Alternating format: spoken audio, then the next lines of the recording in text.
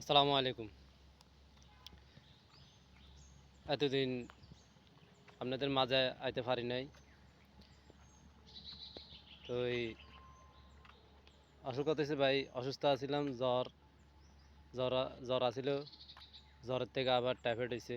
তো এখন আল্লাহতে সুস্থ আছি আপনাদের দোয়ায়।